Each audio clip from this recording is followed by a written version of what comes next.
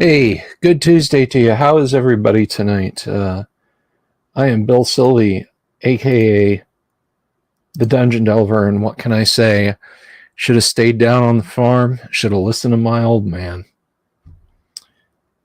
It's good to see you guys. Good to be seen by you guys. I hope you're having a swell evening. I'm doing all right. 1 XP for lateness. A dungeon master is never late. He arrives exactly when he means to. Takata, Dungeon Minister, Wam. But anyway, so yeah, last night was a little impromptu. I just kind of grabbed and ran with. Tonight, I know that usually Tuesday we jump into first edition Advanced Dungeons and Dragons with great aplomb. However, tonight I cannot. We're down a couple of players. Mark, who plays Abner, our magic user, had to be away, and Lord Corion is MIA. My friend, I hope you're out there. I hope you're doing okay. I hope you're doing well. Tag us in the chat or something, bud. Now, not to replace him, but I think we might be looking to add a player or two. I've already had some interested parties reach out, but I will open it up if the opportunity arises.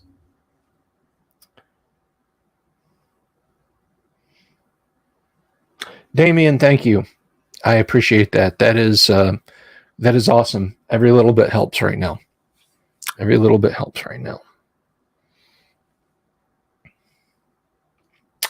William Sova, greetings. And I would not be a good DM tonight. I got to be completely honest with you. If I'm being 100% straight up truthful, I would not do such a great job tonight as a DM.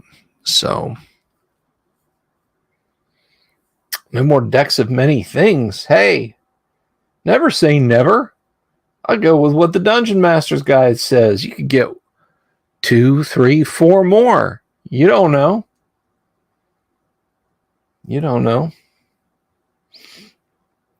Praxis Taligoro, good to see you.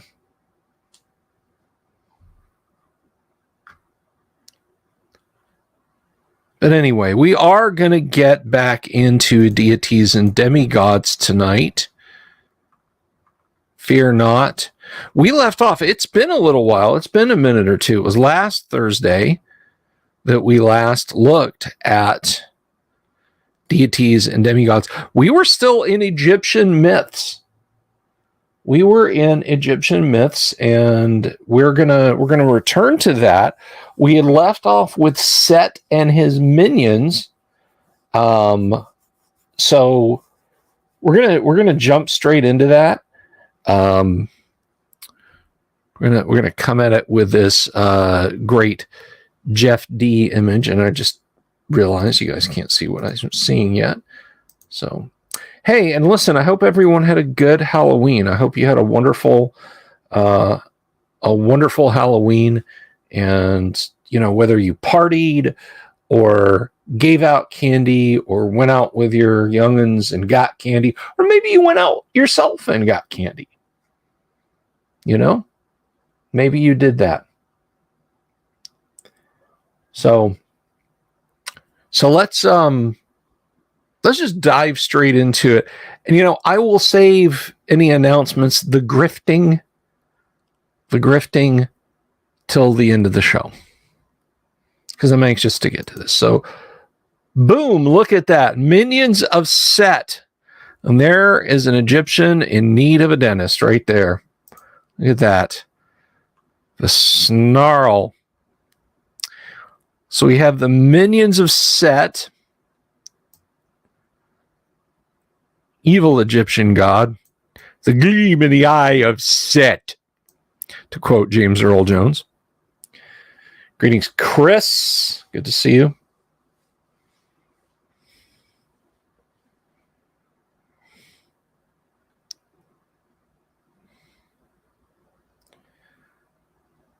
So they're uncommon. They appear in groups of up to 20. Armor class -2. 25 hit points. So that's 3 hit dice. But they get 3 attacks every 2 rounds. That's 1, 2, 1, 2, 1, 2. Bite by weapon type or by form, because remember, they can be anything. Save as 10th level fighters and are 10% resistant to magic. Bad juju. Minions are able to polymorph themselves into giant snakes that bite for 1 to 12. They fight and save as 10th level fighters. They appear in black scaly plate mail and use broadswords. They are fully intelligent and act as go-betweens for Sit and his mankind. These beings never need to check morale. Some minions are also able to polymorph themselves into cave bears, giant crocodiles, or giant scorpions. Now, I didn't know bears were a thing in Egypt. Are they? Are there parts of Egypt that are verdant enough to support bears? Are there bears on the African continent? Inquiring minds want to know. And so we've got a representation there. We got a scorpion. We got your black plate mail. Oh, that's really scale mail, and it's not all black. A giant snake. But hey, who am I to go in and tell Set that his employees are out of uniform? Nobody. That's who. Thank you, Chris. Thank you for reminding me. Armor class -2, 25 hit points. We can take them.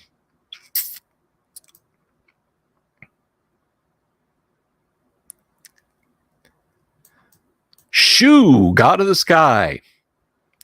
He's a lesser god. Only 346 hit points. Only armor class -6. Chris, do you want to weigh in on his beatability? Thank you, Todd. See that? Let me tell you, if you're just coming by for the first time, like you're just stopping in, like, hey, what is this guy's thing? What goes on here? My audience is the smartest on YouTube. Find a smarter one. You won't.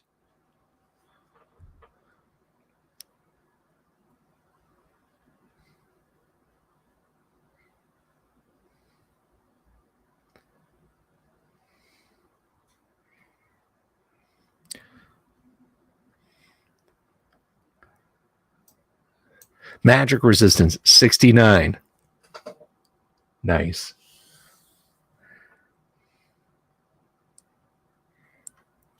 He's lawful good, though. Cleric, paladin, magic user. Rocking stats. Not a strong guy. Twin brother to Tefnut, the god appears as a normal man. At will, he can levitate, shape, change, create the light of day as Ra, and call forth 1 to 10, 16 hit dice air elementals once per day. On average, he's going to have 5 16 hit dice air elementals show up to wreck your day if you offend him. He's not affected by any form of heat. He wears +5 scale mail made of phoenix feathers. That answers that.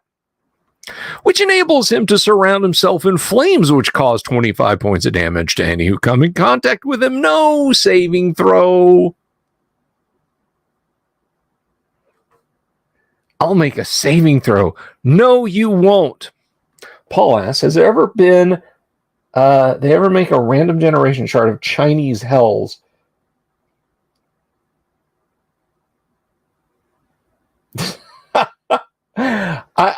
I love those, and yeah, I would imagine that. Hell of a mud dauber nest under your car door handle.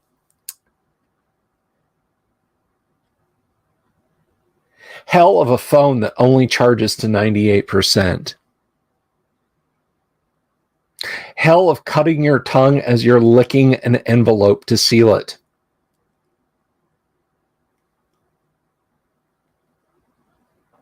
And on and on and on. He uses a double strength staff of the Magi in battle. A touch of his skin causes things to wither. Saving throw versus spells applicable. Metal turns weak and shatters. Flesh rots and vegetable matter dries and turns to dust.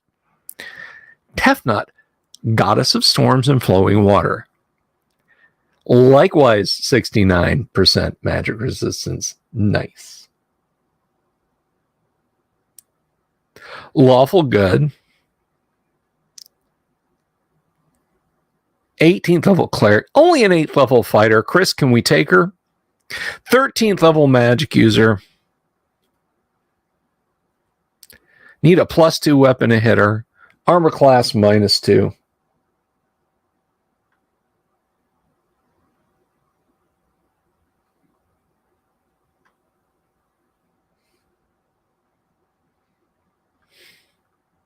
Here's a particularly fierce hell. Hell of your football team making it to the playoffs, but never the Super Bowl. We call those Vikings fans.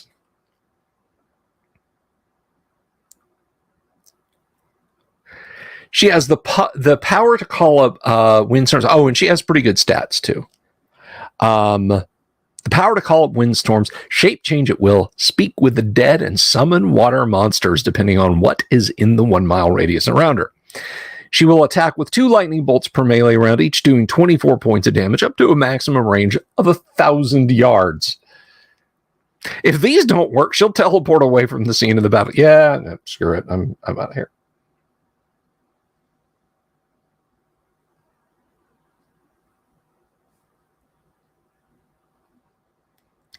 Shu is Tefnut's brother, and he is very protective of his sister. Anything that dares to harm her will suffer his immediate vengeance, and there's a 75% chance that Horus will also help. She's very much a beloved lady. You can call Shu and Horus fedora tippers, but yeah.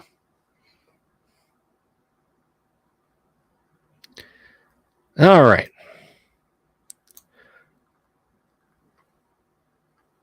Thoth, god of knowledge.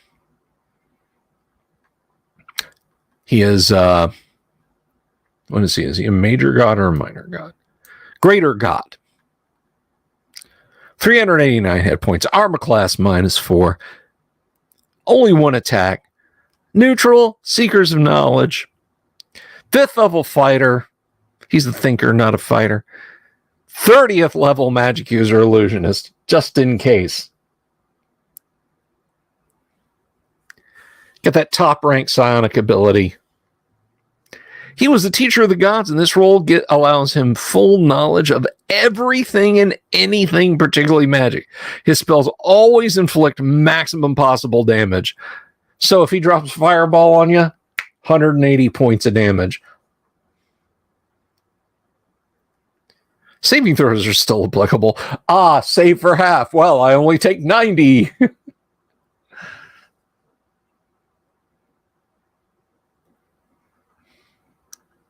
Yeah, Chris is like, we can take this guy.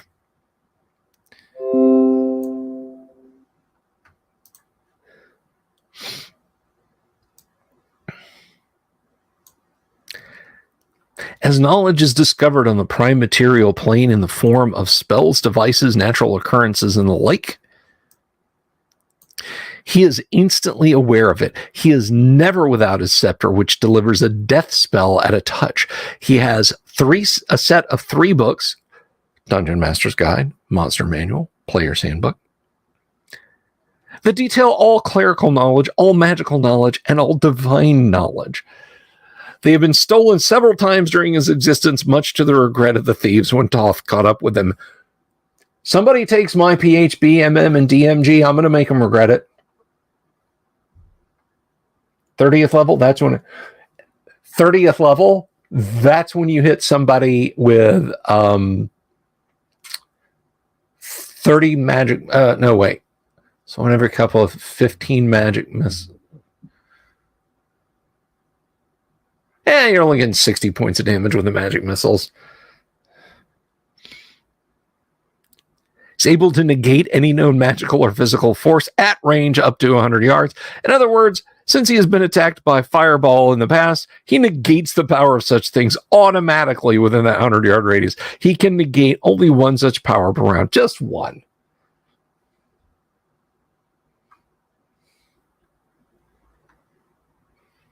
Worshippers of Thoth are primarily interested in the acquisition and spread of knowledge.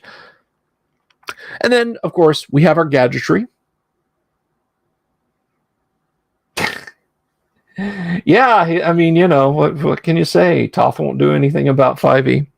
The true Ankh, this magical device carried by all the gods of the Nile. If you notice, all the illustrations, at least most of the illustrations, they're carrying around an Ankh. Some of them like a phaser, like they're going to zap you with it. Enables them to raise any dead creature fully as a spell as long as all of the body pieces are present at the time of raising. The device will kill by fire any non-divine being that touches it. It is about 1 foot long with a cross shape having a loop at the top. It is usually bright blue in color. There are only 7 of these in any given plane at any one time. Non-magical Ankhs are used as holy symbols by many clerics of Egyptian deities.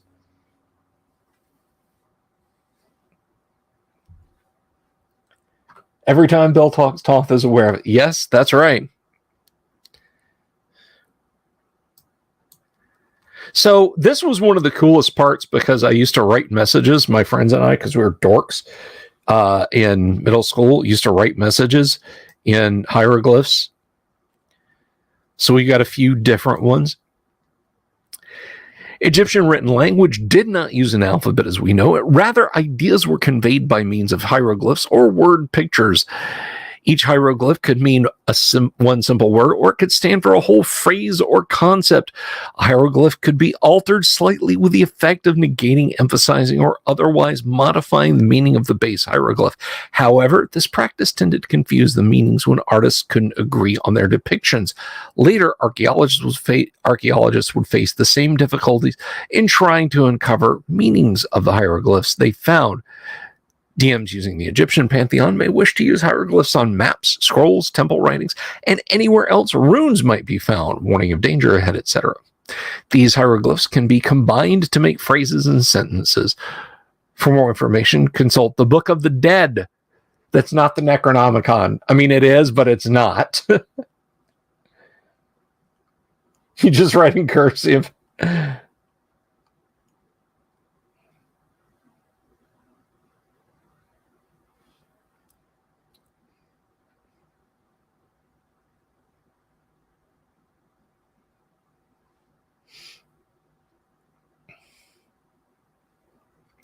Let's see.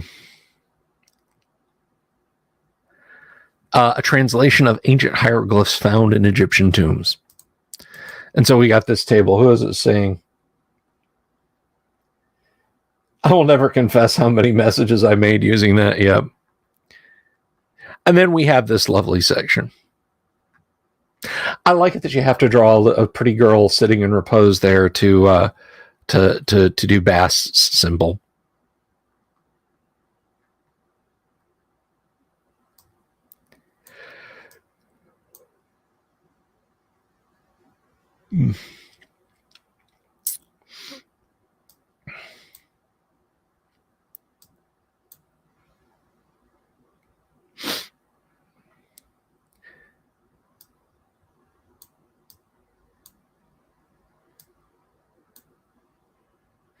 We have all of these different symbols.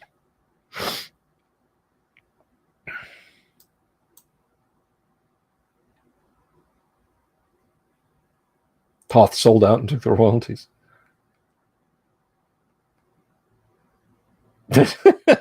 Luther being pretty harsh. Yeah, you got to install that font. Okay. Hands up if you think these should be at the end of Deities and Demigods. Now slap yourself if you got that. So these are the Finnish mythos. The Finnish mythos.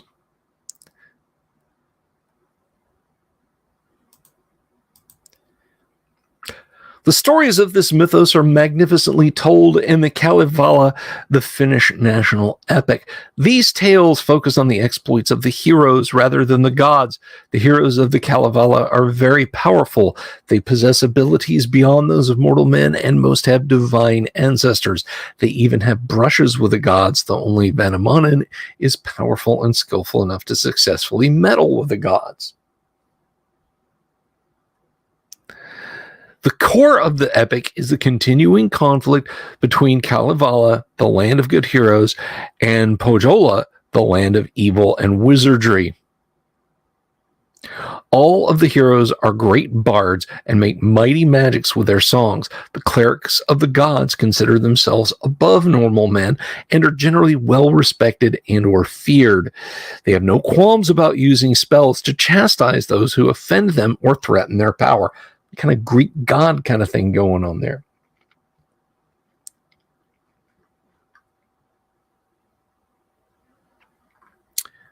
The great tree. The fragments of this tree can be used to make various magic items. Each branch can be made into 1 to 10 magic arrows or a +1 magical spear. The wood of this tree merely supplies raw materials for these items. It cannot just be cut into the shape of magic weapons. It must still be enchanted properly. And what's so great about it, Jim? Magic wool. Certain mighty persons of Pohjola have some of this material, which, when rubbed on the flesh, produces a flock of 30 sheep once a month. So don't rub it on your skin. You'll come down with sheep.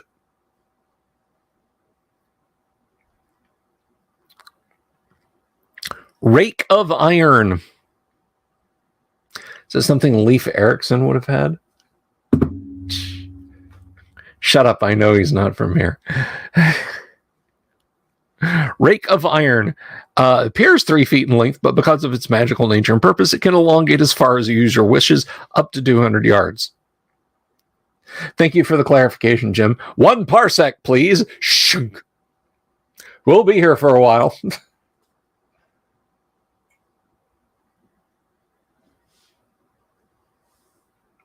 Melee Kalikimaka is one of the Finnish gods. No!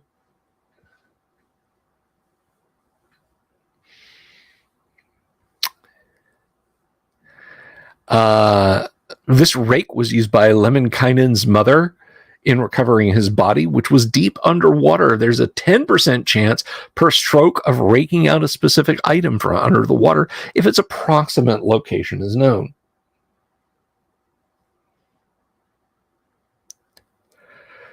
And by the way, excuse me, if you're wondering if Mordenkainen, if his name is partially taken from Lemminkainen, yes, it is. Vanamanen, hero. No, we don't start off with a god. It said we don't start off with a god. My jokes are so bad, I'm boring myself with them. He is an hero. Armor class -4, 250 hit points. Lawful good, 12th level cleric, 20th level paladin, 12th level illusionist, 23rd level bard.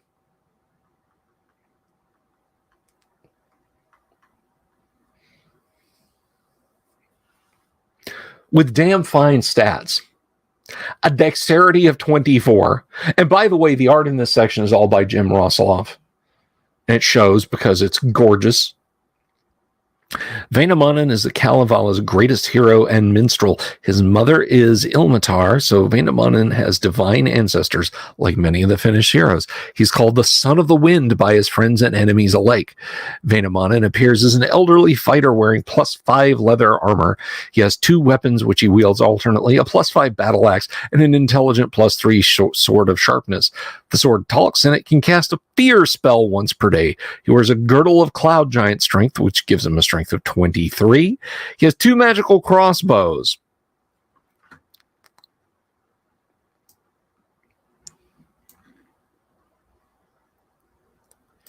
Two magical crossbows.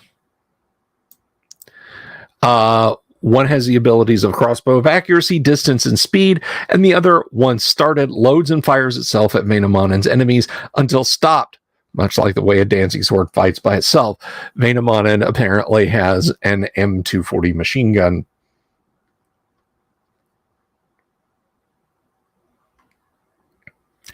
In addition to his clerical, illusionist, and bardic spell powers, he can shape, change, dispel magic, and use monster summonings 1 through 5 at will. He's immune to the effects of charm-type spells and disease.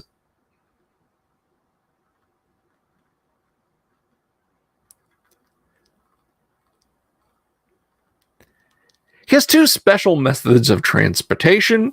He has a special horse with those stats that can pull his sledges across land or water, drawing weights of up to 300,000 gold pieces with no appreciable loss of speed. He has a canoe-sized boat that can carry huge quantities of objects, much in the same manner as a bag of holding. It can hold up to 60,000 gold pieces of weight in a volume of 1,000 cubic feet. Otto, god of the seas and water. He is neutral good. 15th level magic user illusionist, 12th level fighter, 10th level cleric. Appears to the world as a green bearded man, but he rarely reveals himself to mortals. When called on to aid them, he sends the water dwarf. He can use any spell involving wind or water as a 40th level spellcaster. He fights with a +4 sickle that strikes for 2 to 20 points of damage. Sacrifices are made by placing the objects into deep water and calling on him.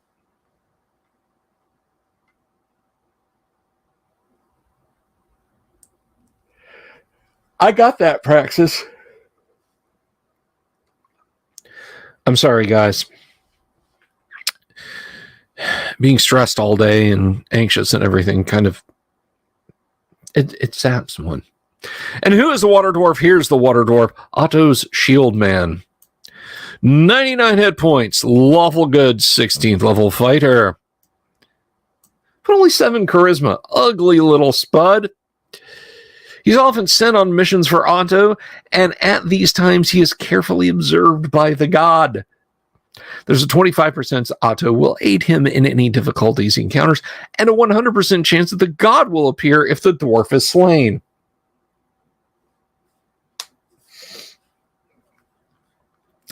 He uses a crossbow with accuracy at twice the usual rate of fire. For hand-to-hand, he uses a +3 mace. Otto gave him the ability to regenerate 5 points per melee round within 50 feet of a body of water.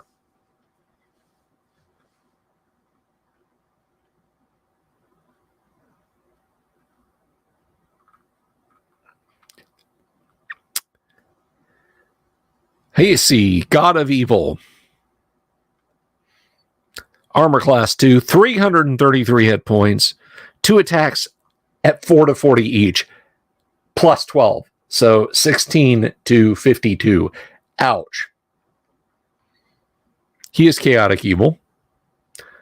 He's a cleric, he's a fighter, he's an illusionist, he's an assassin, he's a bard, with all those stats.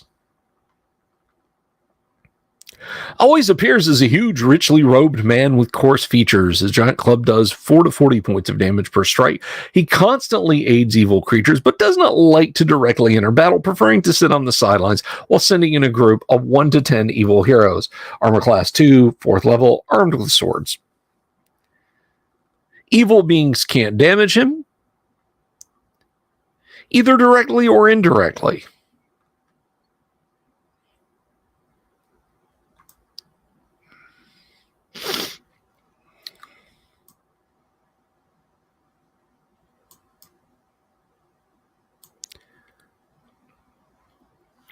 Ilmarinen. He's a hero, armor class 0, 6 hit points, 167. 2 attacks at 1 to 10 +7, so 8 to 17. He is neutral good. 5th level druid, 15th level fighter, 9th level magic user, illusionist, 15th level bard. I think we're going to see a lot of that with really good stats. He's a blacksmith of great magical power with the ability to create mighty magic items of many sorts. He is a massively built man who wears +4 leather armor and wields a +4 hammer that strikes to 1 to 10 points of damage.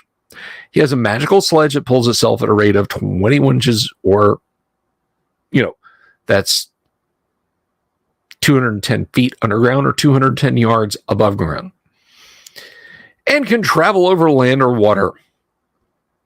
When traveling incognito or amongst enemies, Ilmarinen will yoke deer to the front of this sledge to conceal its magical nature.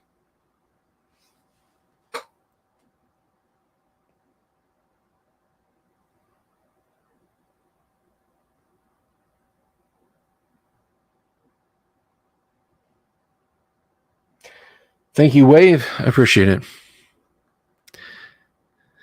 Ha! Just got a text from a friend. This is funny. The cat's playing piano.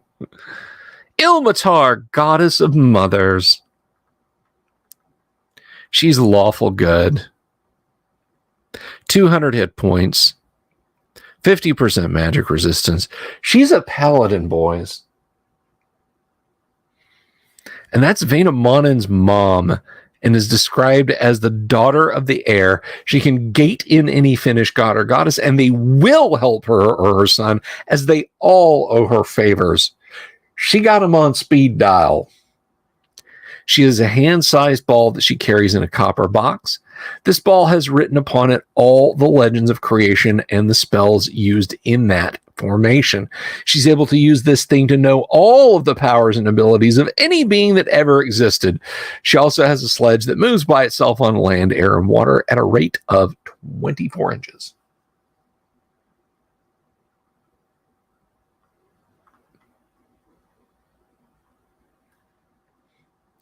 Bards are not OP. It takes a long time to become them.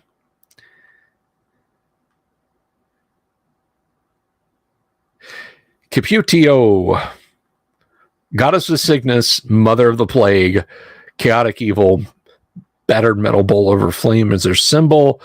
4th level fighter, 14th level cleric druid, harming spells only.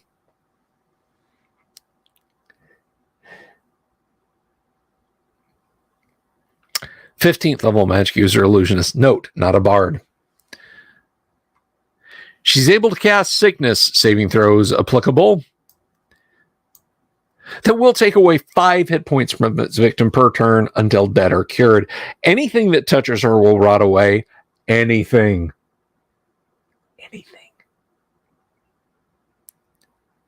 Including swords, armor, claw, or fang. She is very fond of floating above a battle invisibly and affecting those that have minor wounds and are forced to retreat.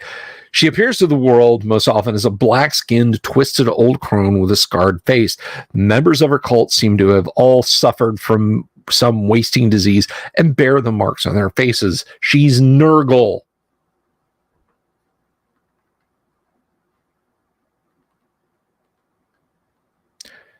Kalervo, hero.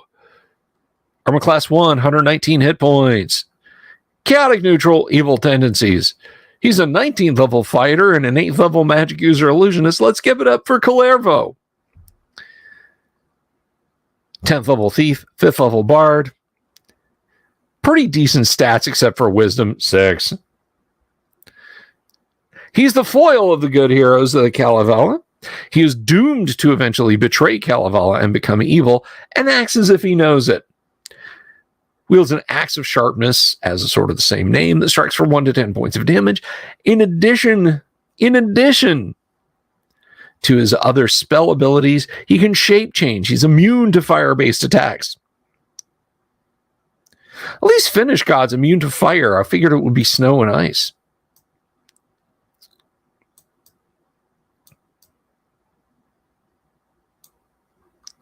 Lemminkainen.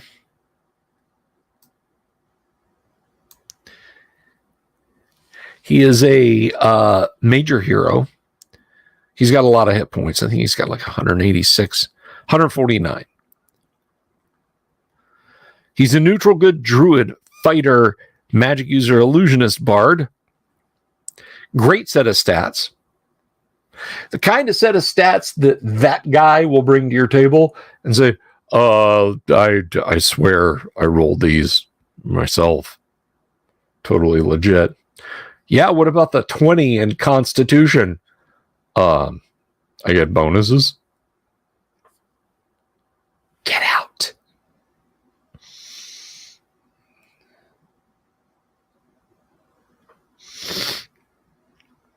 He's jovial and reckless, constantly getting himself into serious scrapes. He's mastered the art of shape changing, and bears and wolves will not attack him. He's immune to poisons of all types. He has the following weapons: a +3 javelin of distance with a range of 36 inches, a +3 bow with a quiver of animal slaying arrows, and a +5 sword that is both a sword of sharpness and a flaming sword. He has a +3 dagger, uses a girdle of frost giant strength, and wears +4 chainmail. He's been known to wear a pair of snowshoes of speed and traveling that enabled him to proceed at a rate of 24 inches on snow-covered ground. He has a magical brush, which he leaves at home when he goes on an adventure. It sheds blood when Lemminkainen is in trouble, the token by which his mother, a mighty magic user in her own right, knows that she should send aid.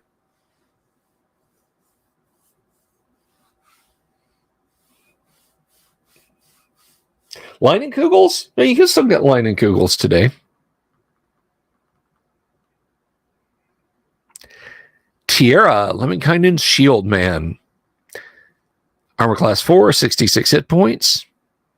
Some pretty decent stats. This fighter will... and he is a 9th level ranger and a 5th level bard. Always aid his master to the best of his ability. He uses a +3 spear that does 1 to 10 points of damage and glows when a lie is told in its presence.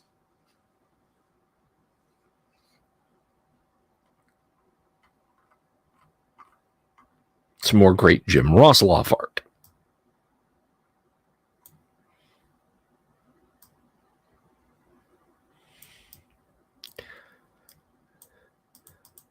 Louis? Oh, she's got to go. Old Crone of Pojola. She is lawful evil.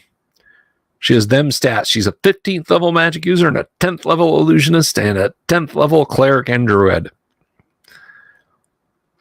She rules the evil lands of Pojola with an iron hand. She opposes all of the good heroes of the Kalevala and works continuously for their downfall.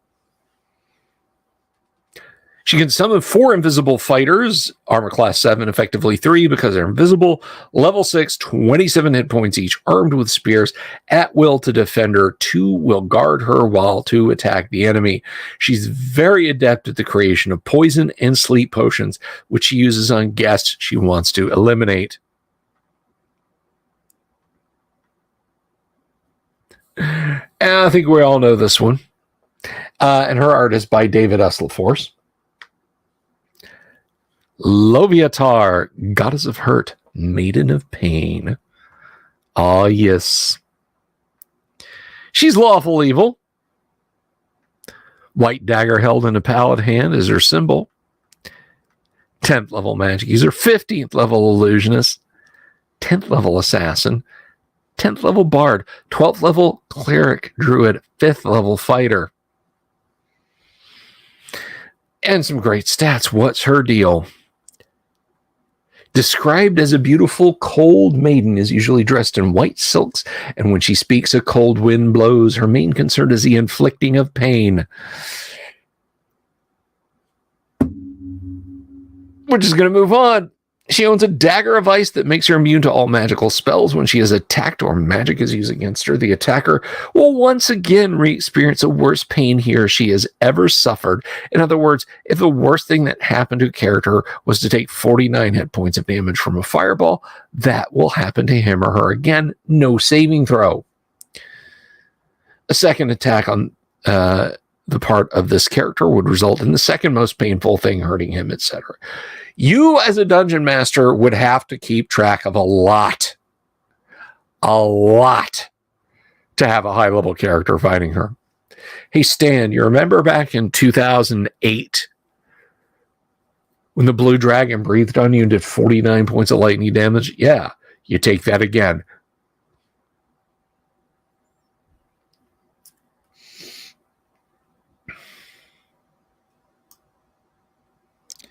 And yes, there is her image. We're just going to zip up past that real quick. Oh, we went into Egyptian really far.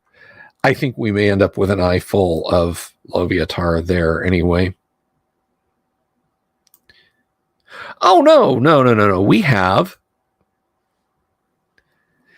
Mieliki, goddess of nature, mistress of the forest. With another lovely drawing from Jim Russelov. Armor class 4, move infinite. She's everywhere you want to be, you might want to be, you were, you currently are. She's neutral good. Worshippers aligned are good. 14th level cleric druid, 10th level ranger, 12th level magic user illusionist. She's not a thief or an assassin, but she is a 12th level bard and has a stack of stats. She's always dressed in a green gossamer gown, even in the coldest of winters, and is always surrounded with summer songbirds. She watches over rangers and all creatures of the forest, especially dryads. You know the bonk, you go to horny prison meme? She's the one who'll inflict it if you mess with the dryads. There's a 1% chance that she will aid her dryads when they are in extreme danger within the bounds of the forest. There's a 5% chance that she'll attack those who try to destroy her domain for whatever reason. Because of this, men like woodcutters must plant 2 trees for every one they cut down, or eventually face her wrath. She automatically negates all charm type spells within a 30-yard radius of her body. No creature that lives in the wilds is able to hurt her, even if controlled. She's not affected by clerical spells of any type. When magic has failed to hurt her enemies, she has been known to summon huge packs of wolves and flights of hawks to attack despoilers of the forest. And yes, here we go. We're just going to move on past because YouTube. There she is. Get a knife, old boys. Let's move on.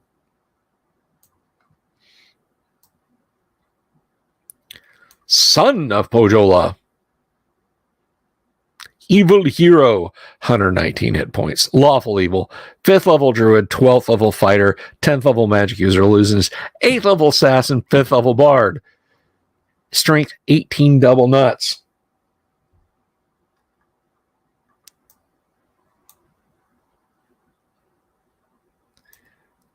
This son of Louis was a leader of the people of Pojola and a savage enemy to Lemminkainen and the other good heroes of the Kalevala. His sword does 2 to 20 points of damage per strike and is a +3 weapon. His mother has given him a giant wolf with those stats that obeys his every command.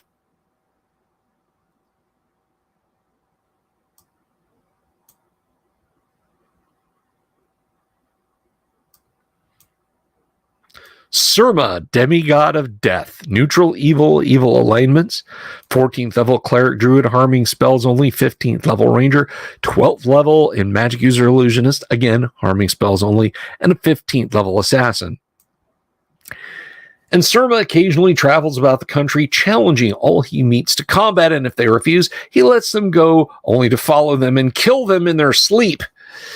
He often appears as a slightly aging warrior in leather buckskins and red boots. He uses a club in battle that strikes for 3 to 30 points of damage, and only Surma can wield it.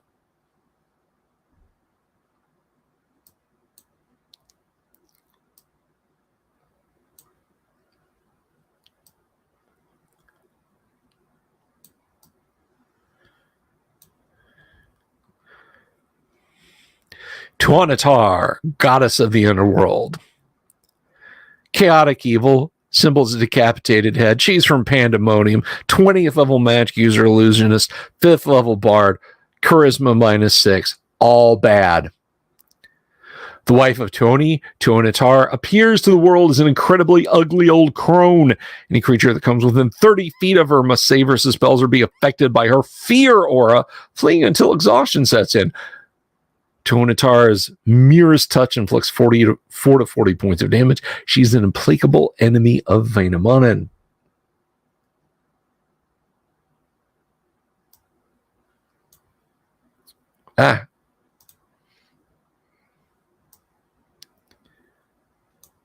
Tony, god of the underworld, chaotic neutral, evil. His club and a clenched fist. He's a cleric, a fighter, a magic user, an illusionist, and a 10th level bard. Usually appears dressed in dark furs. At will, he can constantly shape change and cast death and prismatic wall spells. I think once you're casting prismatic anything, you're OP.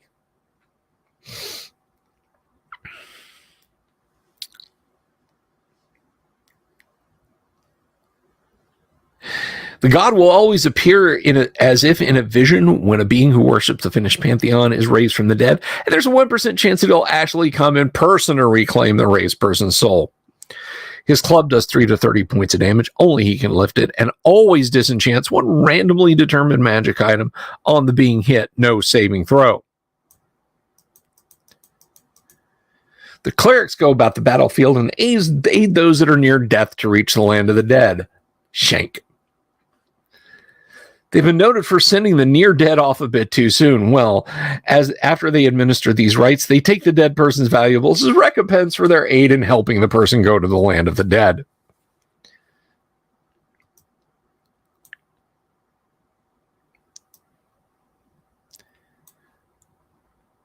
And Ukko, supreme god of the Kalevala.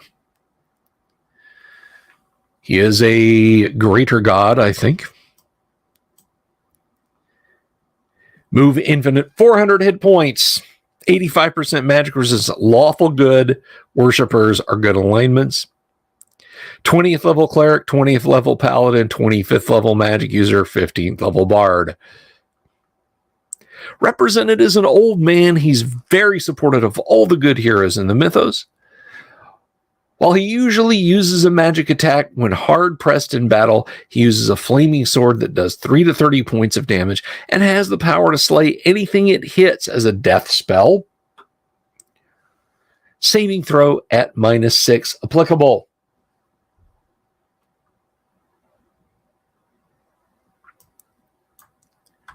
And did that thing again.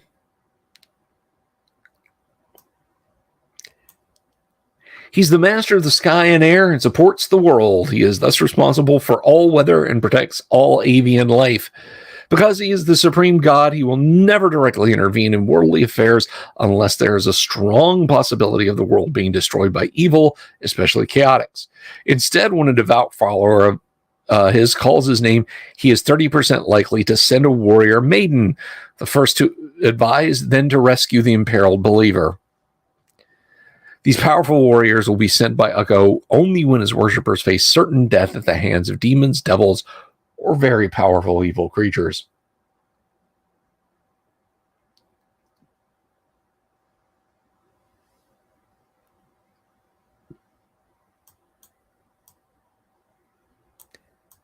You got the Air Maidens. They're lawful good, 7th level clerics, 16th level fighters, 7th level magic users.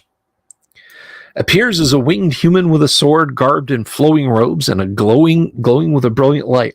Rather angelic, wouldn't you say?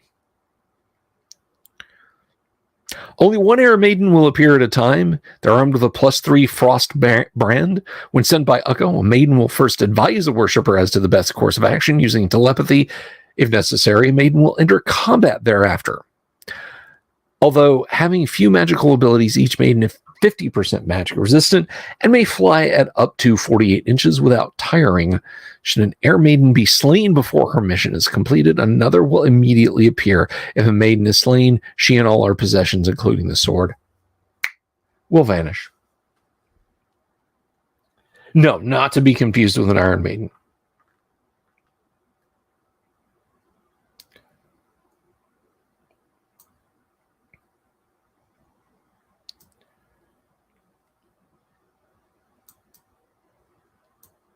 Wait, what happened?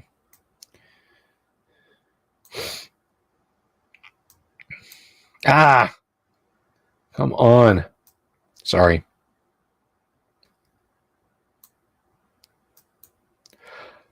Untumo, god of sleep and dreams. You're feeling pressing down on me. Lesser god, 319 hit points, 3/2 on attacks. Special attack, sleep aura. Special defense, sleep aura. Symbol, closed eyes. I'm feeling this entry. I definitely am. 15th level cleric, 10th level fighter, 25th level illusionist, 10th level bard. He's very mild in all of his actions and dislikes being summoned for any reason. He cannot be hurt by any being that has not recently slept for 13 hours or more, as they will otherwise go to sleep instantly in his presence. Those that summon him must agree to serve his needs for 1 year to receive his help in any matter. His club strikes for 3 to 30 points of damage, and those that do not make their saving throw versus spells will fall instantly asleep. I am feeling it, guys.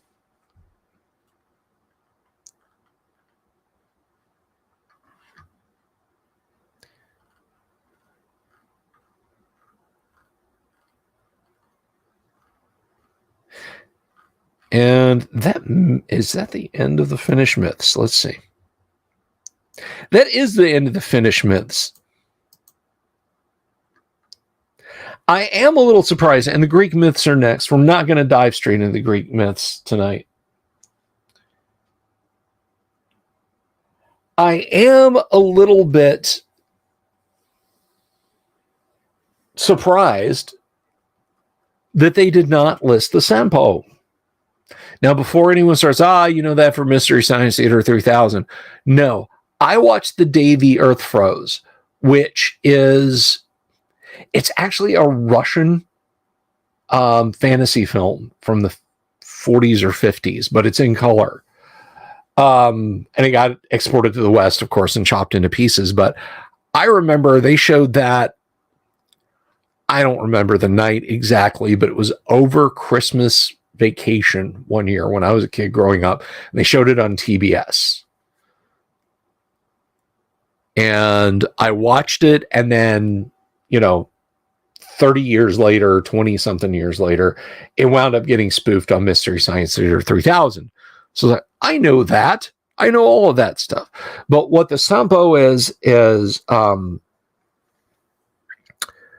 Lemminkainen went to the dwarves and asked for a stone of creation that basically it would give out wheat, gold, milk, just whatever you needed. And he had this stone, and one of the evil demigoddesses, I can't remember if she is actually one that is noted in here, if it was Tonitar, or there she is, or Louis, captures the sun, kidnaps the sun, and takes the sun away in exchange for the Sampo.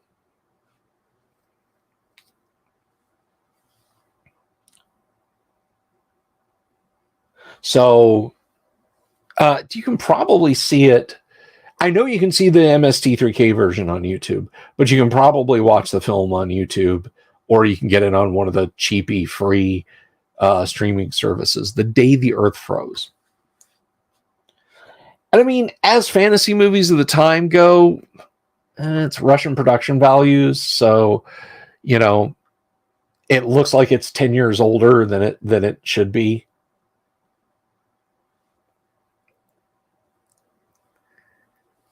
But it's not awful. I have seen much worse out of Western cinema. Trust me, from the same period. A magic stone that grinds out whatever is desired. I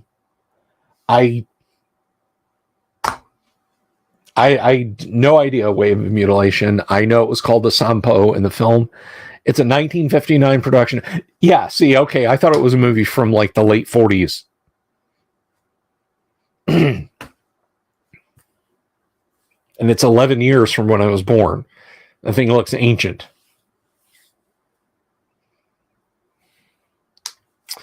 But anyway, you might check it out if you're interested in Finnish mythos, but I think it's so chopped up by dint of being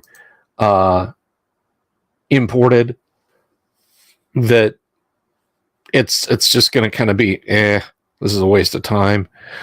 And there were actually, when I was growing up as a kid, there were a few movies like that cropped up on late night TV.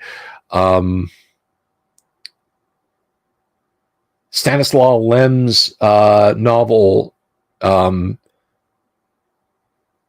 can't remember what it's called, but the Western version of the movie was called First Spaceship to Venus, and it was a East German, Russian science fiction film production.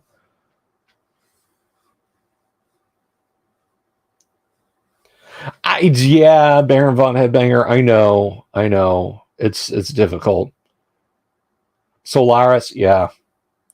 Now, I'm going to say this. I'm going to say this about Russian science fiction.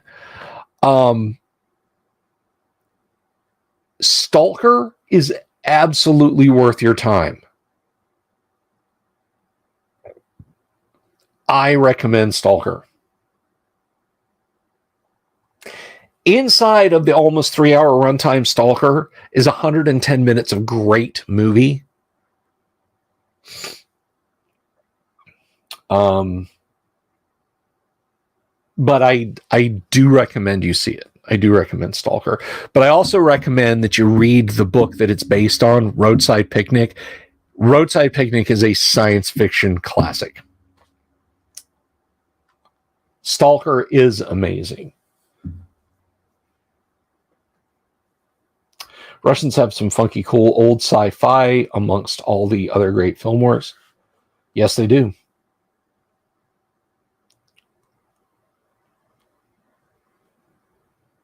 Now, interesting thing about Stalker, the original negatives. So Tarkovsky wanted to film with Western cameras, and he got permission to import Western cameras and use Western film. The lab technicians had no idea how to do it, so how to handle it. So in attempting to process some of it the Russian way, they ruined a lot of the footage, and he had to very quickly reshoot parts of the film.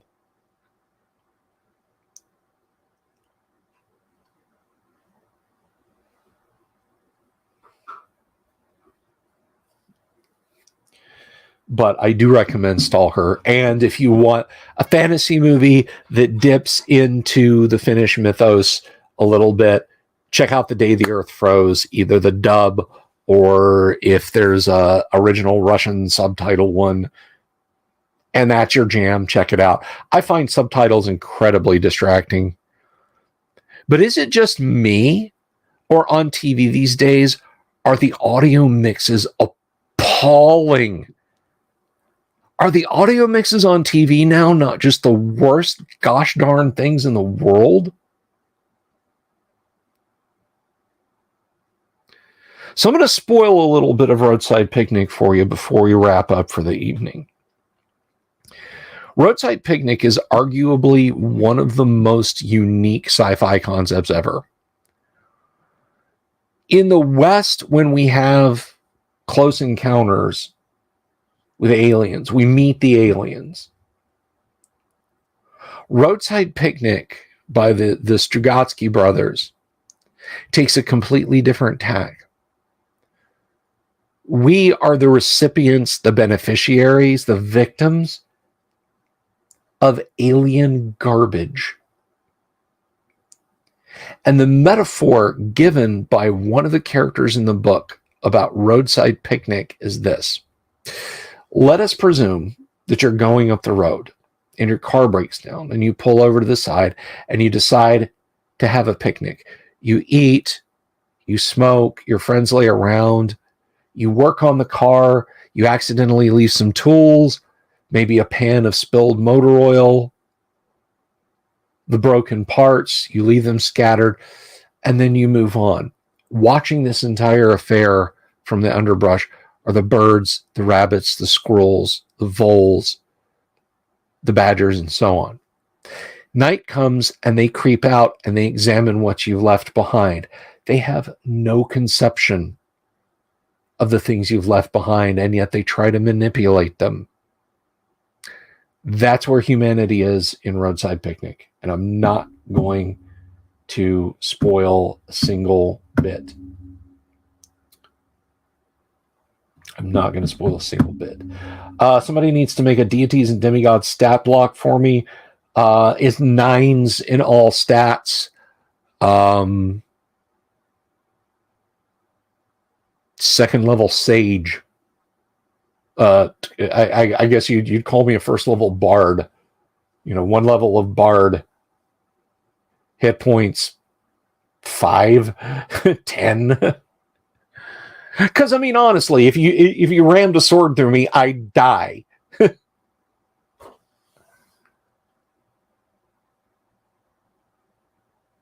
Siberiad.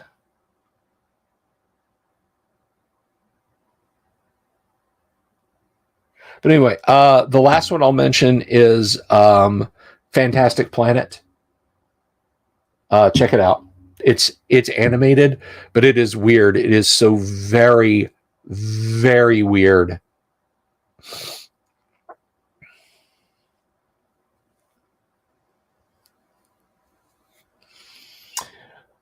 All right. Well, I want to take a couple quick minutes to update everyone. There are 3 reservations for Owlbear Prince remaining, and only 3. I would like the Owlbears to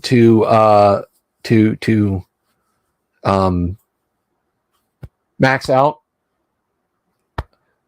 So I'll probably keep the Owlbear order open 1 more week.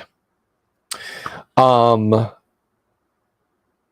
the Owlbears, whether they close or fill, after the Owlbears, yes, everyone's seen Wizards.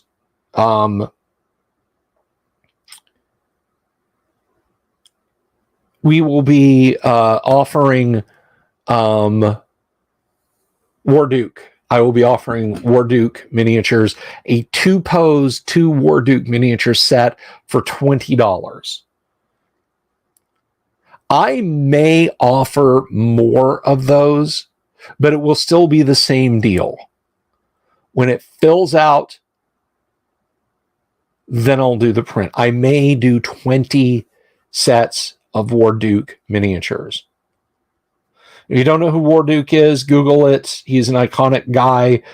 He's an LJN toy, but I'm offering 28 millimeter Warduke minis after Owlbears. So if you want the Warduke minis, help me get the Owlbears filled.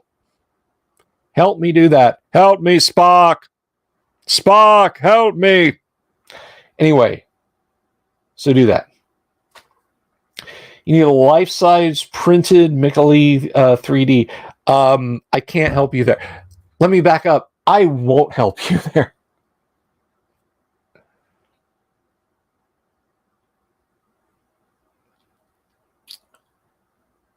So there's that. Oh, speaking of animated stuff, you guys want to see something cool? Let me see if I can do this. If I can get this without causing a disruption. Because this always works. Oh my gosh, it's working. Look at this. And I know what you think. Oh, he's got the soundtrack. Negative, good buddy. First of all, this is from Blockbuster. This is previewed. This is Blockbuster. This is an actual 12-inch laser disc of heavy metal. I don't think this plays anymore. This has deep scratches on it, and has probably been subjected to laser rot. But look at that. I have many laser discs. I got to get my laser disc player working again one of these days, or repaired. Oh, thank you, Jack Photon. This is the definitive collection.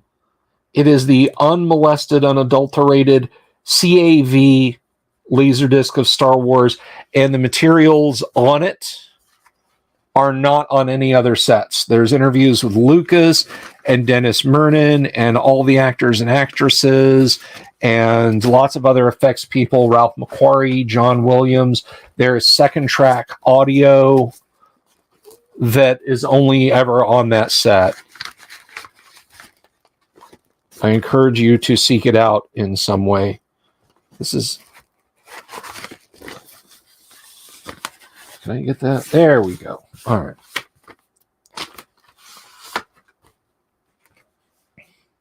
Help me, Kirk. There, that's my Lincoln from that episode. Spock, help me, Spock. Help me, Kirk.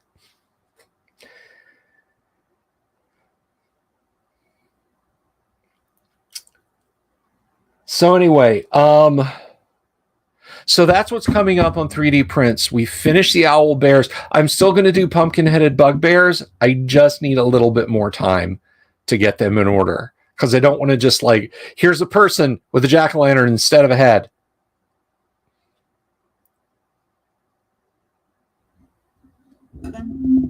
You saw a video disc? I actually saw something that I would have bought. I would have bought as wall art. Okay, so I'll tell you guys, all the way back in the early 1960s, RCA, when RCA was a big, huge company, said, we want to make movies you can watch at home. Back then, videotape meant reel-to-reel 2-inch Ampex tapes. It was not practical.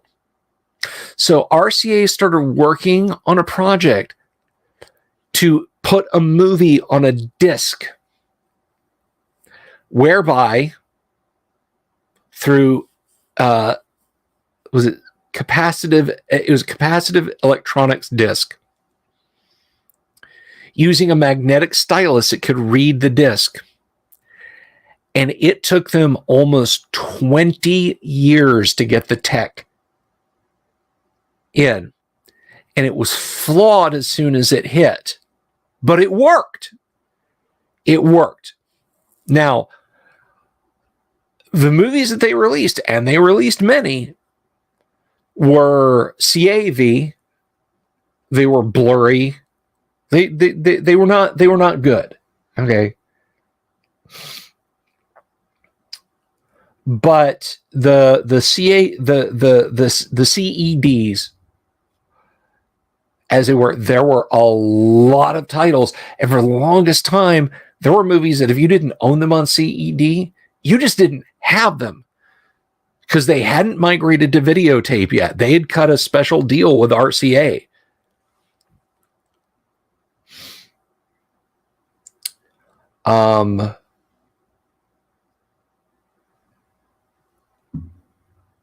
And I want to say somebody we knew, the betting fields, I can't remember. Somebody we knew, though, had a CED machine. And they were these big, like, imagine, like, picture in your head a 3.5-inch floppy, plastic shell, metal shutter. Now blow it up to 12 inches. And that's how big a CED caddy was. And it would pull, you'd load it in, and the disc was actually pulled out through rollers and played. It didn't stay in the caddy, but the caddy stayed in the machine, I think. But the format was dead almost as quickly as it came out.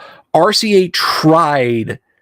They tried so hard, they announced that they were working on a laser version. Like, it wouldn't use a magnetic stylus, it would use a laser pickup. And that was going to be their next one. But then JVC hit with a laser disc in like 78 or 79. And that was all she wrote. I got my Laserdisc player in 91 or 92.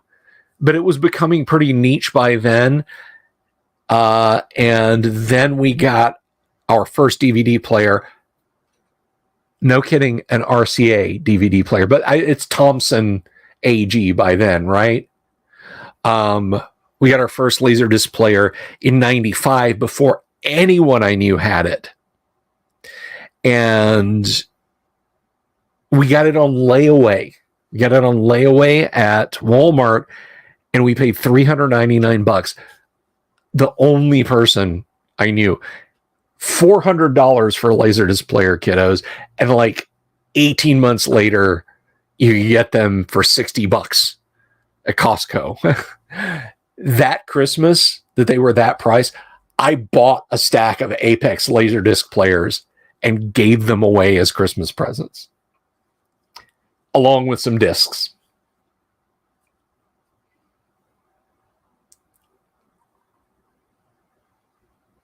But oh man, you know what? I came all this way and I didn't finish telling my story.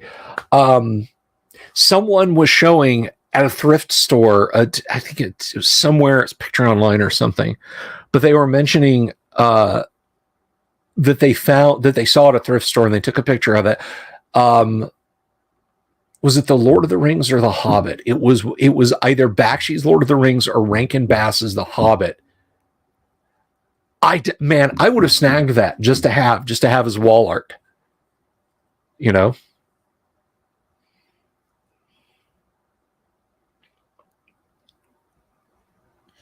So anyway, that about does it for the show. Tomorrow night, if Kyle is feeling up to snuff and 100%, we're going to play some classic Traveler. Thursday night, open show. More Deities and Demigods, but also an open show because I'm not doing college football sports talk that night. I don't think, because this past weekend was a bye, but it will return the following week, and I'll have to shorten up my Thursday show. But so that will be that. The fail Laserdisc players were taken by the military and demoed in Doug Trumbull's brainstorm. Nah, good one, Jack. Good night, Kato. Good night, Kato.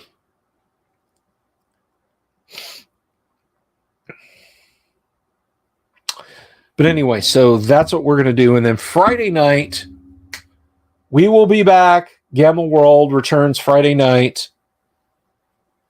Have a great evening. And I will catch you guys on the flip flop.